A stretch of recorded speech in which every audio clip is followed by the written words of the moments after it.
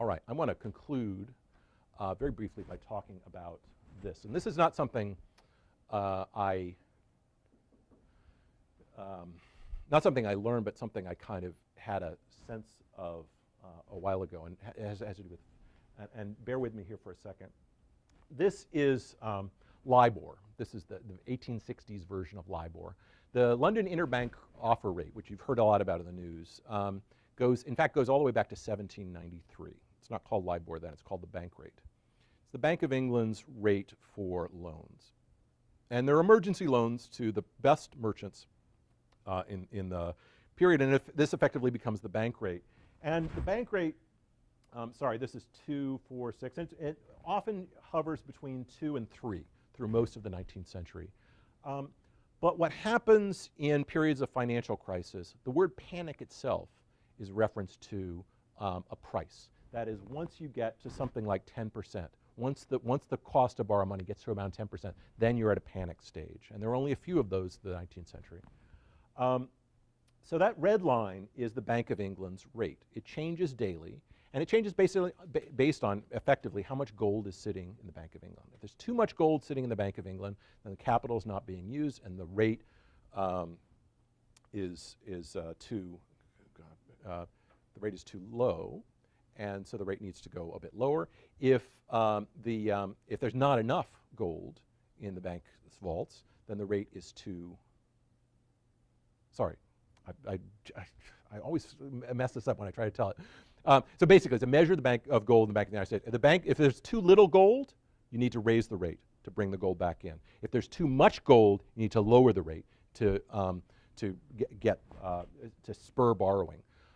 After 1793, Whitehall figures out that, in fact, this is a kind of accelerator and a brake on the whole international economy, right? That the bank rate is not just a measure of gold, it's not just a measure for rates, it's not just a measurement for merchants, but actually, if you lower rates, you can produce an economic boom. If you raise the rates, you can slow down the economy. So that people understand this after 1793.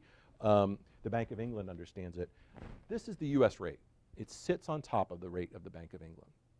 When the US rate, the British Bank of England rate goes up a little bit, the US rate goes up considerably.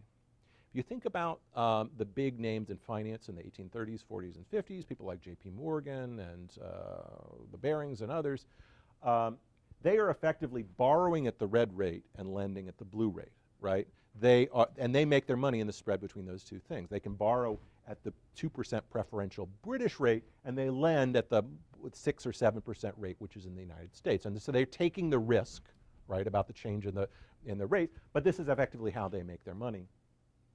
And this is the bank rate. And so part of the reason Jefferson is upset, part of the reason Jackson is upset, others are upset about Britain, is effectively Britain is a net lender to the U.S. from 1790 until 1911. The U.S. Britain and Europe are net lenders. The U.S. is a net borrower, and that means that a little jump in prices leads to a little bit of a problem in Britain and a huge problem in the United States when rates get up to panic rates.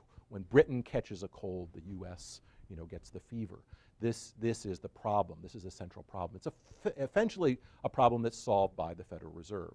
The Federal Reserve effectively takes advantage of the fact that Britain goes off the gold standard once World War I begins. It begins issuing credit in what are called bankers' acceptances, which I explained, a different kind of financial instrument. The bankers' acceptances become more or less the standard financial instrument for international trade from 1911 forward, and effectively then from the rest of that, from 1911 forward, the U.S. is effectively the world's net lender, and the rest of the world is a borrower. And so the U.S. then is effectively has the power to set that rate rather than the Bank of England setting that rate.